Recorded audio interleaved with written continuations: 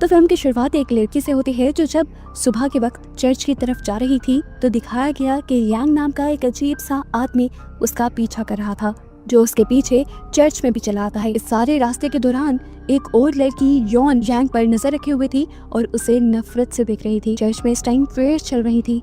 यांग आकर इन लोगों के दरमियान में बैठकर इस लड़की को अजीब नजरों से घूरने लगा। उस लड़की ने डर के मारे अपने दोस्तों को ये बात बताई कि कोई आदमी उसका पीछा कर रहा है। जिसके बाद प्रेयर्स खत्म हुई और सभी चर्च से बाहर जाने लगे। वो लड़की जिसका नाम शिन है वो भी चर्च से बाहर जा रही थी, तो यांग भी दोबारा उसके पीछे जाने लगा, लेकिन उसी टाइम प्रीस्ट ने उसे रोक लिया।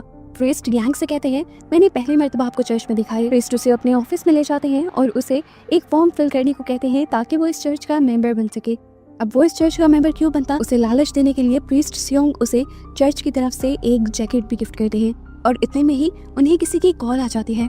ये एक डिटेक्टिव की कॉल थी जिससे प्रीस्ट को दिल टूटने वाली खबर मिली कि उसकी वाइफ का किसी और के साथ भी ताल्लुक है।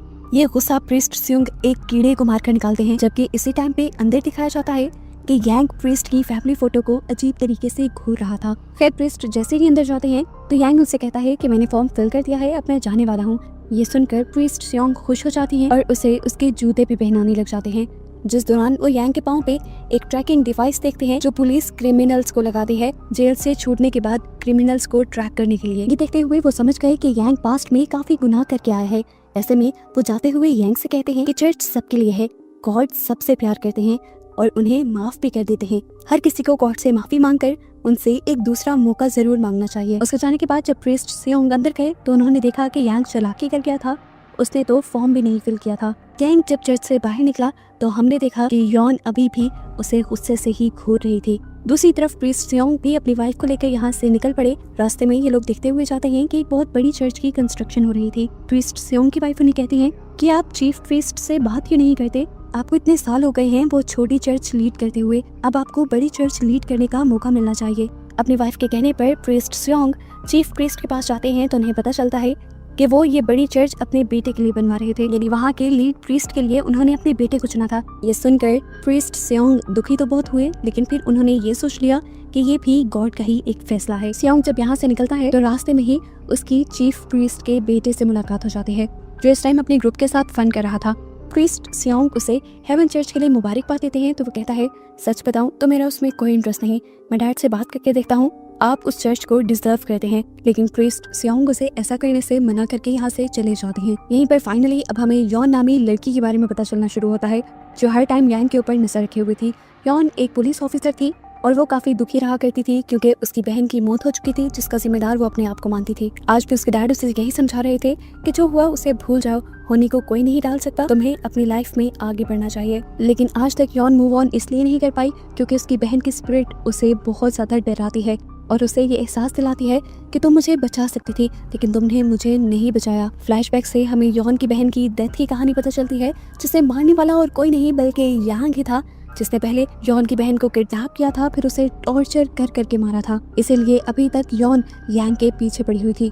यहाँ चर्च में इस टाइम प्रीस्ट सियोंग अकेले ही बैठे थे। वो गॉड से अपनी गलतियों की माफी मांगते हुए उनसे हेवन चर्च मांगते हैं, यानी वो दिल से वहाँ के लीड प्रीस्ट बनना चाहते थे। तभी उनको उनकी वाइफ की कॉल आती है और उन्हें पता चलता है कि उनकी बेटी को किसी ने किडनैप कर लिया था। प्रीस्ट की बेटी पूरा दिन डे केयर में रहती थी, तो प्रीस्ट डे केयर वालों से किडनैपर का हुलिया पता करने को कहते हैं। सियोन सोचते हैं कि कौन हो सकता है जो आखिर ये करे। फिर उनकी नजर प्रिंटर पर पड़े यॉन्ग की पिक्चर पर जाती है जो उन्होंने सुबह को ही ली थी। पास ही सियोन की फैमिली पिक्चर भी गिरी हुई थी, जिसे देखकर सियोन को याद आया कि आज यॉन्ग इस पिक्चर को घूर घूर कर देख रहा था। तभी बारिश का जोर भी बढ़ गया, चर्च की छत टपकने लगी और यॉन्ग की पिक्चर पर पानी आकर गिरा, जिससे उसकी पिक्चर डीमन की पिक्चर में बदलने लगी। और सियोन को लगा कि गॉड ने इस तरीके से सियोन से बात करके उसे असली क्रिमिनल का बता दिया है। इसलिए वो यांग का रिकॉर्ड निकालता है और उसे पता चलता है कि उसका क्रिमिनल रिकॉर्ड बहुत खराब था। वो अब उसका एड्रेस निकालते हुए गाड़ी से जैसे ही उसके घर जाता है तो देखता है कि वो इतनी बारिश में समेत खोदने वाली चीजें अपनी गाड़ी से निकाल रहा था। सियोन को लगा कि वो किसी लाश को ठिकाने लगा कर आया है। ऐसे में ही उसे अपने बेटी का ख्याल आया और उसने फौरन पुलिस को कॉल करते हुए ये कंप्लेंट की कि मुझे शक है कि मेरी बेटी को किडनैप करने वाला यॉन्ग है। वो इस वक्त अपने घर पर है, प्लीज आप लोग आकर उसे अरेस्ट कर लें। थोड़ी देर में यांग गाड़ी लेकर दोबारा यहाँ से निकल गया और घर के बाहर खड़ा सियोंग उसके पीछे निकल गया। वो पहाड़ों के रास्ते कहीं जा रहा था। आधे रास्ते में उसने नोटिस कर लिया कि सियोन उसका पीछा कर रहा है। इसलिए गाड़ी रोककर वो बाहर आया और उसने पूछा, पास्टर आप मेरा पीछा क्यों कर रहे हैं? हिम्मत करके सियोन अपनी गाड़ी से बाहर निकला और योंग की बातों को इग्नोर करते हुए वो योंग की गाड़ी चेक करने लगा जिसमें उसकी बेटी नहीं थी। वो अब यांग के पाँव को देखता है तो उसमें वो ट्रैकिंग डिवाइस भी नहीं थी जो आज सुबह उसने देखी थी। ये देखकर उसे पता चल गया कि अब पुलिस भी उसे ट्रैक नहीं कर पाएगी। अपनी जान बचाने के लिए सियोंग फौरन अपनी गाड़ी में बैठने लगा तो अब योंग ने उसे रोक लिया और इन दोनों के दरमियान एक लड़ाई चलने लगी। योंग सियोंग को इसलिए मारना चाहता था क्योंकि उन्हें लग रहा था कि सियोंग को उसके बारे में सब पता चल गया है। अपने आप को बचाने के चक्कर में सियोंग जब योंग को धक्का देता है तो वो एक पहाड़ी से नीचे गिर जाता है। उसके सर पे चोट लगती है और सियोंग जब आगे बढ़कर देखता है तो उसे पता चलता है कि योंग मर चुका है। अभी वो उसकी मौत देखकर शौकी था कि तभी उसे उसकी वाइफ की कॉल आ गई जो उसे बताती है कि उनकी बेटी घर आ चुकी है। वो काफी देर से उसे ये बात बताना चाह रही थी लेकिन उसका फोन बिजी आ रहा था। असल में उनकी बेटी को उनके फ्रेंड ही अपने घर ले गए थे। ये सुनकर सियोंग सुन्न हो जाता है क्योंकि उसने एक बहुत बड़ा गुनाह कर दिया था, एक इंसान को मार दिया था और इस गुनाह की तो माफी भी नहीं थी। वो इसी सोच में खड़ा रहता है कि गॉड तो उसे कभी माफ नहीं करेंगे। और तभी यहाँ पर बिजली चमकती है और उसे गॉड की एक शैडो दिखाई देती है जिससे वो समझ आता है कि गॉड उसके साथ बात कर रहे हैं, उसे कम्युनिकेट करके ये समझाना चाह रहे हैं कि उसने कुछ गलत नहीं किया, बस एक शैतान को ही मारा है। इससे सोसाइटी का ही भला हुआ है वरना पता नहीं यांग कितने लोगों को नुकसान पहुंचा देता। यहाँ पर सियोंग अब यहाँ सियोंग योंग के जिस्म से चर्च की दी हुई जैकेट उतार कर उसे पानी के अंदर फेंक देता है। अगले सीन में दिखाया जाता है कि योन अपनी बहन के सदमे से बाहर निकलकर दोबारा अपनी जॉब पे आ चुकी थी, लेकिन उसकी अच्छी किस्मत कहें या बुरी किस्मत, उसे आते ही पहला केस योंग को पकड़ने का मिलता है क्योंकि योंग 2-3 दिन से गायब था और उसके साथ साथ ही एक लड़की शिन भी गायब थी जिस लड़की को हमने मूवी के स्टार्ट में देखा था। पुलिस बताती है कि शिन के सभी दोस्तों का ये कहना है कि उन्होंने योंग को शिन का पीछा करते हुए देखा है। योंग ने अपनी ट्रैकिंग डिवाइस भी तोड़ दी है जिससे उसे ट्रैक करना भी मुश्किल होता जा रहा है। साथ ही रात में पुलिस ने भी यांग के खिलाफ कंप्लेन की थी कि उसकी बेटी को यांग ने ही किडनैप किया है, यानी यांग ने एक ही रात में 2 क्राइम कर दिए थे। अब योन और उसकी टीम यांग की खोज करने के लिए चली जाती है और ये लोग सबसे पहले उसी के घर की तलाशी लेते हैं जहाँ वो देखते हैं कि यांग ने अपने घर की एक बड़ी सी दीवार पे डेमन आई की एक बड़ी सी पिक्चर बनाई हुई थी और ये आग यहाँ पर इंसानों की सोल को अपनी तरफ खींच रही थी। यहाँ हम सियोंग को चर्च में बैठा हुआ देखते हैं। वो रो के गॉड से माफिया मांग रहे थे और कह रहे थे कि प्लीज पुलिस को इस बारे में कुछ पता नहीं चलना चाहिए। अभी उनका ये कहना ही था कि यहाँ पर पुलिस आ गई, यानी योन और उसकी टीम। वो उसे सिर्फ ये पूछने आए थे कि कल रात आपने अपनी बेटी के बारे में योन के खिलाफ कंप्लेन की थी। यहाँ पर सियोंग आधा झूठ और आधा सच बोलते हैं और कहते हैं कि कल रात वो अजीब तरीके से मेरी फैमिली पिक्चर को देख रहा था। मुझे उसके क्रिमिनल रिकॉर्ड्स के बारे में भी पता था, इसीलिए मुझे शक हुआ कि उसने मेरी बेटी को किडनैप किया है। मैं उसके घर भी गया जहाँ मैंने देखा कि वो अपनी गाड़ी से ऐसा सामान निकाल रहा था जैसे वो किसी लाश को ठिकाने लगा कर आया हो। लेकिन उसी टाइम पर मुझे मेरी वाइफ की कॉल आ गई जिसने मुझे बताया कि हमारी बेटी मिल गई है। ये सुनकर मैं वापस घर चला गया और उसके बाद क्या हुआ मुझे नहीं मालूम। अब ऑफिसर उनसे कहकर जाते हैं कि अगर आपको कुछ भी पता चले तो आप हमें जरूर बताइएगा क्योंकि पिछले 2 दिन से आपकी चर्च में आने वाली शिन नाम की लड़की गायब है जिसका पता सिर्फ योंग को ही है। योंग जो इस चर्च को पूरी तरह से देख रही थी उसे प्रिंटर में योंग की वही पिक्चर मिलती है जिसके ऊपर पानी गिरा हुआ था और साथ ही उसे प्रीस्ट सियोंग के वो जूते भी दिखते हैं जिसके ऊपर पहाड़ी मिट्टी लगी हुई थी। खैर यहाँ पर हम प्रीस्ट सियोंग को देखते हैं जिन्हें अभी भी बहुत ज्यादा गिल्ट खाया जा रहा था। वो अब चीफ प्रीस्ट के पास चले जाते हैं अपना कन्फेशन करने के लिए, जहाँ पर वो देखते हैं कि चीफ प्रीस्ट भी बहुत ज्यादा परेशान है क्योंकि उनके बेटे ने चर्च की ही एक मेंबर के साथ दोस्ती बढ़ा ली थी और उस लड़की ने उन दोनों की पिक्चर्स एक प्राइवेट वेबसाइट पर अपलोड कर दी थी जिसकी वजह से चीफ प्रीस्ट की बहुत ज्यादा बदनामी हो रही थी। इसीलिए वो अपने बेटे को भी यहाँ से दूर साउथ कोरिया भेजने वाले थे। चीफ प्रीस्ट उनसे कहते हैं कि मैंने हेवन चर्च के लिए गिनी नई और बड़ी चर्च के लिए बहुत सारे ख्वाब देखे थे लेकिन मेरे बेटे ने सबको तोड़ दिया और अब मैं उस नतीजे पे पहुंचा हूँ कि उस चर्च का लीड प्रीस्ट तुम्हें ही बना देना चाहिए। ये सुनकर वो बहुत ज्यादा खुश हो गया और उसे एहसास हुआ कि उसने गॉड के कहने पर जैसे ही एक डेविल को, एक शैतान को मारा यानी योंग को मारा तो तोहफे में गॉड ने उसे इतनी बड़ी चर्च दे दी और इस टाइम उसे इस चर्च में भी गॉड की एक परछाई नजर आती है। पुलिस स्टेशन में हम एक साइकियाट्रिस्ट को देखते हैं जो योंग का इलाज कर रहा था। वो बताते हैं कि योंग पहले से काफी हद तक बेहतर हो चुका था, वो रेगुलर अपना इलाज भी करवा रहा था, पर अब मैं ये नहीं जानता कि उसने ये डिमोनिक आई अपने घर पे क्यों बनाई, लेकिन इससे साफ जाहिर है कि अब भी उसकी दिमागी हालत ठीक नहीं है। डॉक्टर की ये बात सुनकर योन को बहुत ज्यादा गुस्सा आ गया। वो समझ गई कि एक मरतबा फिर ये डॉक्टर उसकी दिमागी हालत का बहाना बनाते हुए उसे बचा लेंगे। एक मरतबा फिर वो इसीलिए कह रही थी क्योंकि पहले ये सब उसकी बहन के केस में हो चुका था। योंग ने उसकी बहन को मारा था लेकिन उसकी सजा नहीं हुई क्योंकि इसी डॉक्टर ने योंग को दिमागी तौर पर बीमार बताकर उसे रिलीफ दिलवा दिया था।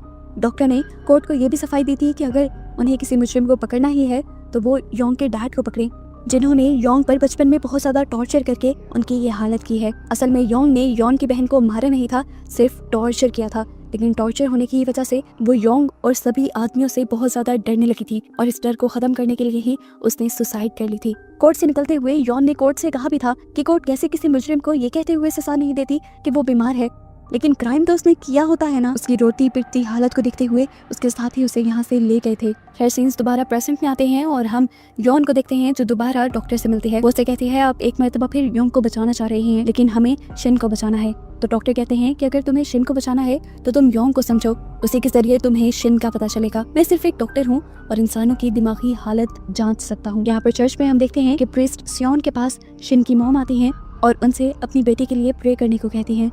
शिन की मॉम की हालत काफी खराब थी, इसलिए प्रीस्ट खुद उन्हें ड्रॉप करने के लिए जाते हैं और तभी शिन की मॉम को पुलिस का कॉल आता है और उन्हें ये बताया जाता है कि उन्हें योंग की वैन मिल चुकी है। ये सुनकर सियोंग थोड़ा सा घबरा जाता है और वो शिन की मॉम को लेकर उस मर्डर लोकेशन पे आ जाता है। वो यहाँ पुलिस से घबराए हुए अंदाज में अजीबोगरीब सवाल कर रहा था, जैसे यहाँ से कोई डेड बॉडी तो नहीं मिली और इस तरह के सवाल, जिससे योन और उसके साथी को प्रीस्ट सियोन पे ही शक होने लग जाता है।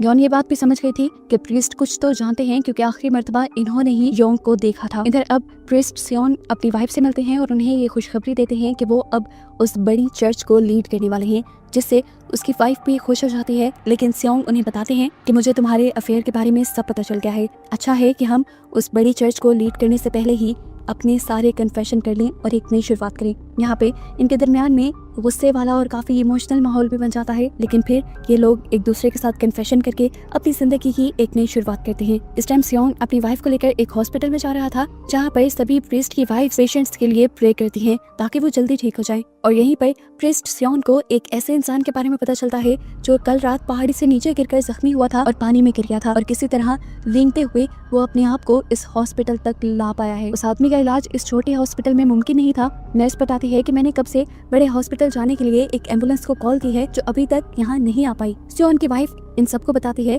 कि हमने रास्ते में देखा है, एम्बुलेंस तो रास्ते में ही फंसी हुई है। यहाँ पर सियोंग सोचता है कि गॉड ने एक मरतबा फिर उसे बचा लिया, जो बड़ा गुनाह उससे होने वाला था गॉड ने उस गुनाह से ही उसे बचा लिया। वो अब योंग को देखने के लिए उसके रूम में जाता है। योंग के पास जाने पर सियोन सुनता है कि वो बेहोशी में भी यही बोल रहा था कि प्रीस्ट सियोन ने मुझे मारने की कोशिश की, जो सुनकर वो डर भी जाता है और एकदम से योंग को होश भी आ जाता है। सियोंग को समझ नहीं आ रहा था कि वो क्या करे, तभी उसे बादलों में एंजल नजर आते हैं। इसे भी वो गॉड का एक इशारा समझता है और योंग को यहाँ से लेकर फरार हो जाता है। पुलिस को भी योंग के बारे में ये खबर मिल चुकी थी कि वो इस छोटे हॉस्पिटल में था। पुलिस भी जब यहाँ आती है तो ये सब ये देखकर परेशान हो जाते हैं कि योंग तो यहाँ पर था ही नहीं। यानी यहाँ पर सियोन की वाइफ को भी देख लिया था और वो समझ गई थी कि जरूर सियोन ही योंग को लेकर यहाँ से भागा होगा। और ये सच भी था। सियोन उसे एक खाली बिल्डिंग में ले जाकर बांध देता है और उसे बताता है कि पता नहीं क्यों गॉड बार बार मुझे तुम्हारे पास ले आते हैं। असल में गॉड चाहते हैं कि मैं तुम्हें मार दूं, क्योंकि तुम एक डीमन हो और सोसाइटी के लिए एक खतरा हो।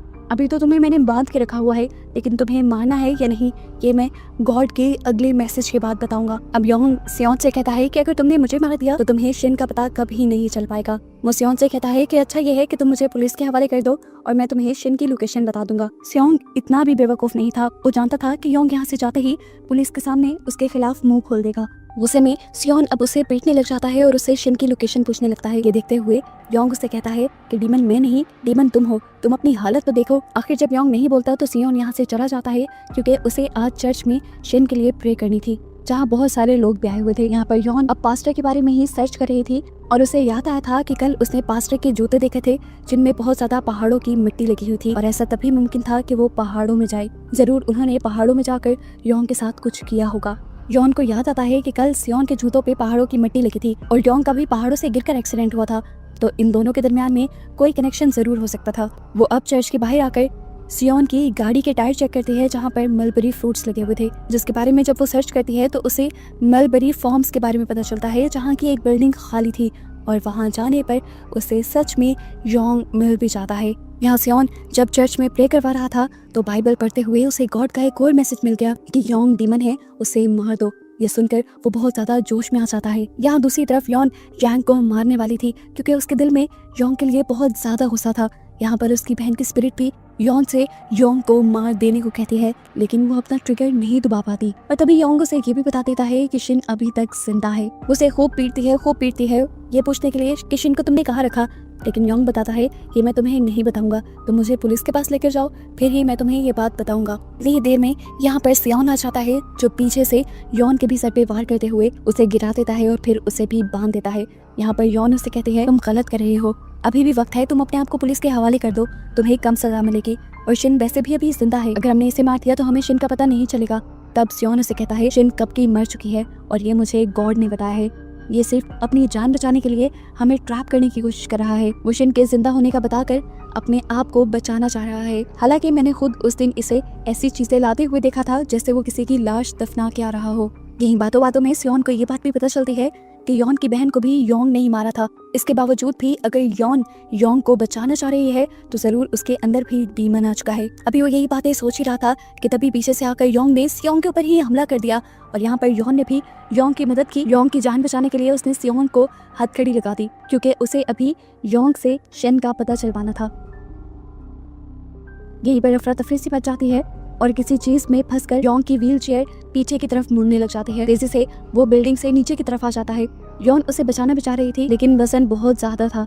गिरने से पहले उसने आखिरी मर्तबा योन को बस इतना ही बताया कि शिन को वन आई मॉन्स्टर खा चुका है। यानी प्रीस्ट सच बोल रहे थे कि गॉड ने उन्हें सारी बातें बताई हैं और ये शिन को मार चुका है। यहाँ पर पास्टर सियोन को अरेस्ट कर लिया जाता है और उनसे इन्वेस्टिगेशन की जाती है कि तुमने योंग को क्यों पकड़ा और उसे 2 बार मारने की कोशिश क्यों की। तो वो यही बताते हैं कि मुझे गॉड का ऐसा ही ऑर्डर मिला था। ट्विस्ट ये दिखाया जाता है कि शिन अभी जिंदा थी और वो एक ऐसे घर में थी जिसे अभी तबाह किया जा रहा था, जबकि दूसरी तरफ योन जो इस केस की इन्वेस्टिगेशन कर रही थी उसे साइकियाट्रिस्ट एक बीमारी के बारे में बताते हैं जिसमें लोगों को अजीबोगरीब चीजों से ऐसे लगता है कि जैसे उन चीजों का कोई मतलब है, हालांकि उन चीजों का कोई मतलब नहीं होता। यही बीमारी प्रीस्ट सियोन को भी हो गई थी, जिसकी वजह से उन्हें हर चीज में गॉड नजर आ रहे थे और वो चीजों को गॉड का ऑर्डर मान रहे थे। इसके बाद योन को डॉक्टर की बात याद आती है कि अगर तुम्हें शिन को ढूंढना है तो तुम्हें योंग को समझना होगा। वो योंग के बारे में डॉक्टर से पूछती है तो डॉक्टर उसे बताते हैं कि योंग को बचपन में उसके डैड बहुत ज्यादा टॉर्चर किया करते थे, इसीलिए उसे हर चीज में डीमंस नजर आने लगे थे। उसको वो एक ऐसी एटिक में रखते थे जहाँ पे एक गोल्ड विंडो थी जिसको वो डीमन आई मानने लगा। फौरन उसे याद आया कि योंग ने उससे कहा था कि शिन को वन आई डीमन खा गया, यानी जरूर वो उसी घर में होगी जहाँ पे योंग पहले रहा करता था। ये जानकर वो फौरन अपनी बैकअप टीम को कॉल करती है और उन घरों में लेकर जाती है जहाँ पर योंग पहले रहा करता था और जिस घर को अब ये लोग तबाह करने ही वाले थे, लेकिन उससे पहले ही जाकर यांग वहाँ से शिन को बचा लेती है। शिन इस टाइम उसी एटिक में थी जहाँ पर कभी योंग रहा करता था। फाइनली शिन को बचाने के बाद योन आती है प्रीस्ट के पास और वो प्रीस्ट को बताती है कि हमने शिन को जिंदा पकड़ लिया। ये सुनकर प्रीस्ट बहुत ज्यादा हैरान होते हैं और उसे कहते हैं कि मुझे तो गॉड ने बताया था कि वो मर गई। तब वो प्रीस्ट को उसकी बीमारी के बारे में बताती है, जो बीमारी दिमाग से जुड़ी हुई है और इस बीमारी में लोगों को हर बेमायने दिखने वाली चीज में भी मायने नजर आने लगते हैं और यही सियोन के साथ हो चुका था। वो उसे बताती है कि आप जिन्हें गॉड के रेवोल्यूशंस मान रहे थे वो सिर्फ आपकी एक बीमारी थी। बीमारी ने अभी ज्यादा जोर नहीं पकड़ा था। प्रीस्ट सियोन भी अपनी इस कंडीशन को समझ गए और उन्होंने अपने गुनाहों का भी कन्फेशन कर लिया और खुद अपनी मर्जी से जेल में रहने का फैसला किया। हालांकि बीमारी की वजह से उनको छूट भी मिल सकती थी। जेल में दोबारा उन्हें दीवार पर गॉड की पिक्चर नजर आती है, लेकिन वो दीवार को साफ करने लग जाते हैं क्योंकि वो समझ गए थे कि ये बस उनकी बीमारी है। जबकि दूसरी तरफ योन को जो मसला था कि उसे अपनी बहन की स्पिरिट नजर आती थी, तो डॉक्टर उसे बताते हैं कि वो असल में तुम्हारी बहन की स्पिरिट नहीं है, वो तुम्हारा ही गिल्ट है जो तुम्हें उसकी स्पिरिट की शक्ल में नजर आता है। योन भी ये बात समझ गई और उसने अपने दिल से इस गिल्ट को निकाल दिया कि उसकी बहन की मौत के पीछे वो खुद है और इस तरह उसे भी वो स्पिरिट नजर आना बंद हो गई। और ऐसे ये मूवी यहाँ खत्म हो जाती है इस सबक के साथ कि गलत सोच कभी भी गॉड रेवोल्यूशन नहीं हो सकती, गॉड का मैसेज नहीं हो सकती। किसी को मारना एक जुर्म था जिसकी सजा प्रीस्ट काट रहे थे और यहीं पर मूवी का एंड हो जाता है।